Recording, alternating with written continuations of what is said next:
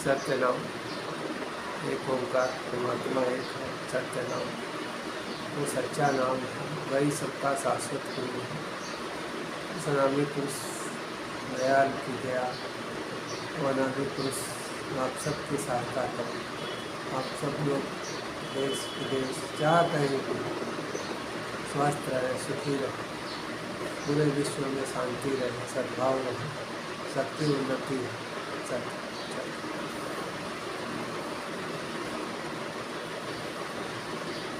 आज हम लोग चर्चा करेंगे वास्तव में भजन क्या है। तो कबीर साहब का एक भजन है, मेरी सूरत सुहागन जागर। सुहागन शब्द इस्तेमाल करते हैं पत्नी के लिए, यानी जिसकी शादी होती है, नहीं रहती है, जिसका पति होता है, उसको सुहागन बोलते हैं कि ये सुहागन है। और संत मार्ग में सुहागन उसको बोलते हैं जिसने दीक्षा लिया हुआ है और जो भगवान का भजन करता है। संत मार्ग में पति जो है परमात्मा हो जाता है और आत्मा जो है वो पत्नी हो जाती है। तो पति का अर्थ है जो हमें पतन से बचाए, जो हमें गिरने से बचाए, जो हमें बुरी आदतों से बचाए, शराब जुए नशे सारी चीज़ से बचाए। तो ऐसा तो पति एक ही है, वो है परमेश्वर। तो पति का अर्थ होता है जो पतन से हमें बचाए, गिरने से हमें बचाए। और ये कैसे संभव है? तो कहते हैं जागरी हो जागरी, जागरी हो जागरी, मेरी सूरत सुहागिन जागरी, जागरी हो जागरी, जागरी हो जागरी। कहते हैं कि आत्मा का जागना क्या है? तो सूरत का अर्थ होता है आत्मा, और आत्मा तभी जागती है जब परमात्मा से प्रेम हो। तो सूरत का अर्थ होता है आत्मा। तो कैसे जागेगी? जब किसी संत से दीक्षा मिलती है, किसी संत से दीक्षा मिलती है, और जब किसी गुरु से प्रेम होता है, तब जो है वो सूरत जो है जागती है। तो सूरत यानी कि हमारी चेतना, हमारी आत्मा, हमारी आत्मा, हमारी चेतना, वही जो है सूरत। और संत उसे सुहागिन बोलते हैं। सुहागिन मतलब जिसकी शादी हो चुकी है, जिस स्त्री की, जिसका पति है। तो दीक्षा एक विवाह है आत्मा और परमात्मा का। तो जब किसी गुरु से दीक्षा ले लेता है व्यक्ति, तो आत्मा की शादी परमात्मा से हो जाती है और आत्मा जो है परमात्मा की सुहागिन हो जाती है।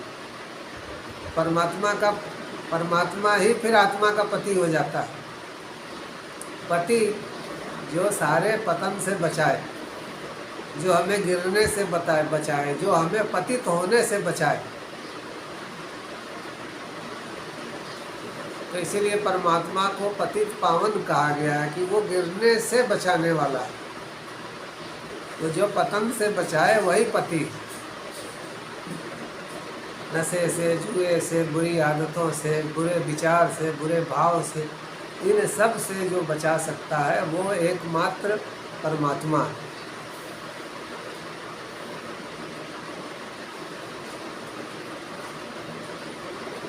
जागरी हो जागरी, जागरी हो जागरी, मेरी सूरत सुहागिन जागरी, मेरी सूरत सुहागिन जागिरी। क्यों तू सोवे मोहिनी नींद में, क्यों तू सोहे मोहिनी नींद में। उठ के भजन में लागरी, उठ के भजन में लागरी।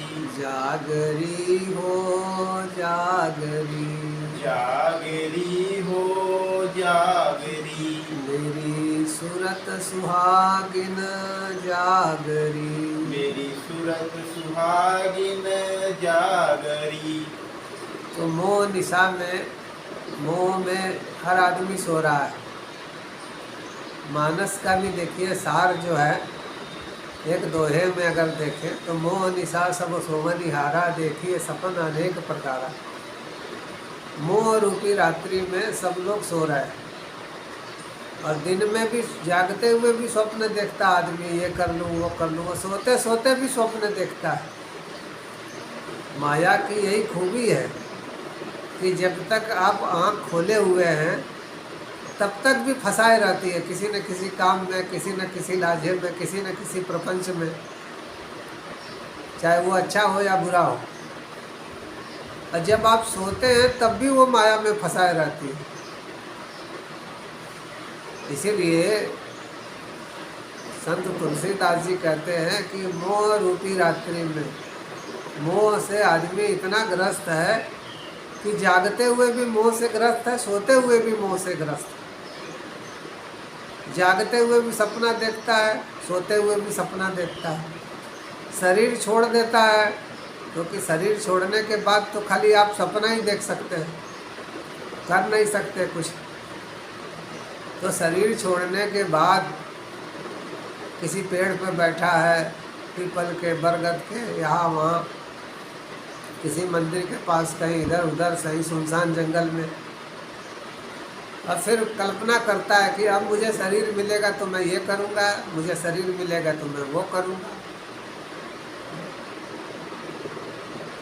इसीलिए कह रहे हैं कि किसी न किसी संत महात्मा के जरिए हमें जागना है, इस तरह से जागना है कि जीवन मरण के बंधन से मुक्ति मिल जाए, और जीवन के जो हमारे मुख्य उद्देश्य हैं वो भी हम पूरे कर लें। तो संतों की कृपा यही है कि कई जन्म का जो समय है वो एक जन्म में सिमट जाता है। कई जन्म लेने से भी जो आपको तृप्ति नहीं मिलेगी वो एक जन्म में मिल जाती है। एक जन्म में आपकी जो मोटी मोटी इच्छाएं हैं फुलफिल हो जाती है, पूरी हो जाती है, और कुछ इच्छाएं जो है व्यर्थ लगने लगती हैं। तो कह रहे हैं कि जो हमारी आत्मा है, हमारी चेतना है, उसको हमें जगाना चाहिए और उसको समझाना चाहिए कि भजन में लगो, मन के पीछे, इंद्रियों के पीछे मत भागो।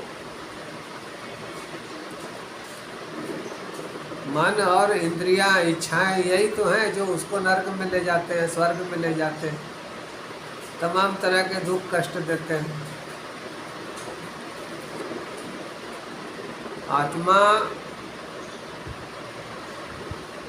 शरीर, मन, बुद्धि, अहंकार इनके साथ रहती है, सूक्ष्म शरीर के साथ रहती है, इसीलिए उसको कष्ट महसूस होता है।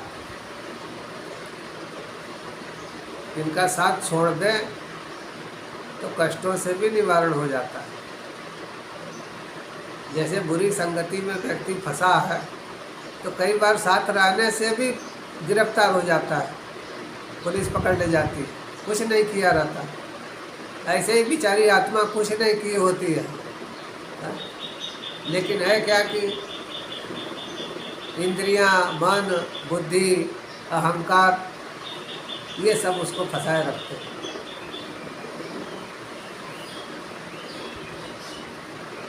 आगे कहते हैं, तो भजन का अर्थ होता है कि भजना, भागना मत। जब तक सत्य का अनुभव न हो जाए, आत्मदर्शन न हो जाए, लगे रहना। भजन का अर्थ कुछ आपने सुन लिया, गा लिया नहीं। भजन का अर्थ यह है कि तब तक लगे रहना भगवान के रास्ते पे, जब तक कि भगवान का अनुभव न हो जाए, मैं क्या हूँ इसका ज्ञान न हो जाए, तब तक इस रास्ते पे हमें लगे रहना।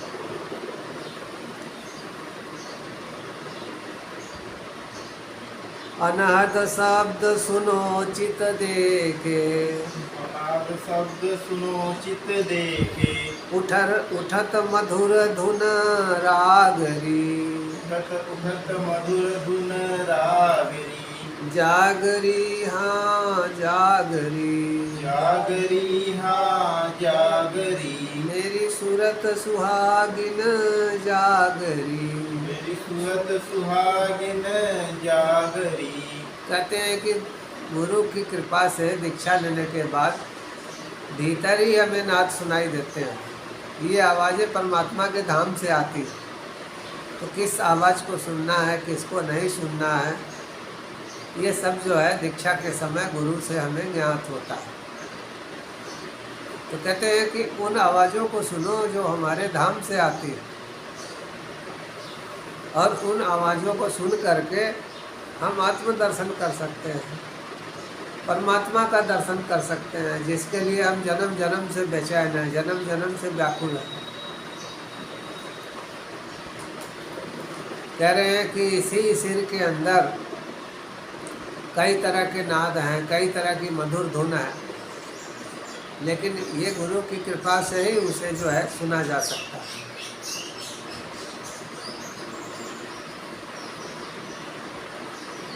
आगे कहते हैं, चरण शीस धर विनती करियो, चरण शीस धर विनती करियो, पाएगी अटल सुहागरी, पाएगी अटल सुहागरी, जागरी हाँ जागरी, जागरी हाँ जागरी, मेरी सूरत सुहागिन जागरी। मेरी सूरत सुहागिन जागरी। कबीर साहब कहते हैं कि मैं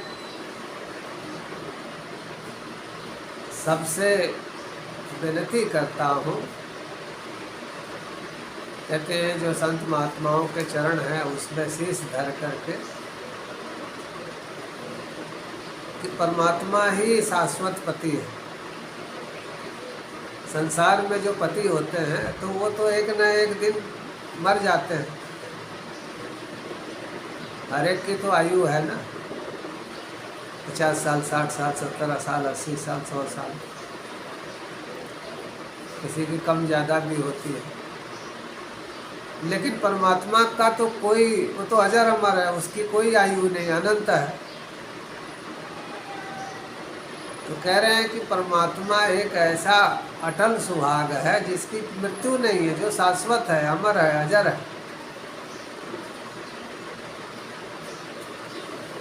उस पति को प्राप्त करने का हमें प्रयास करना चाहिए,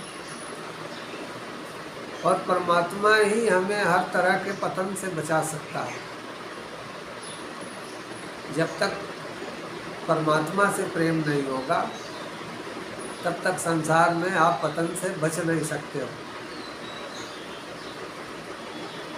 कहीं ना कहीं पतन होता रहेगा, कहीं इंद्रियां भागेंगी, कहीं मन भागेगा, कहीं इच्छाएं भागेंगी, कहीं आपके संस्कार भागेंगे, कहीं आपका अहंकार भागेगा। तो सब चीज़ों पे कंट्रोल हो जाता है अगर परमात्मा से प्रेम हो जाए।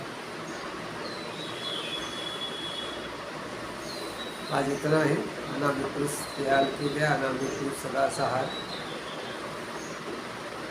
एक ओंकार सत्य नाम वाहेगुरु। वो परमात्मा ही सबका गुरु है।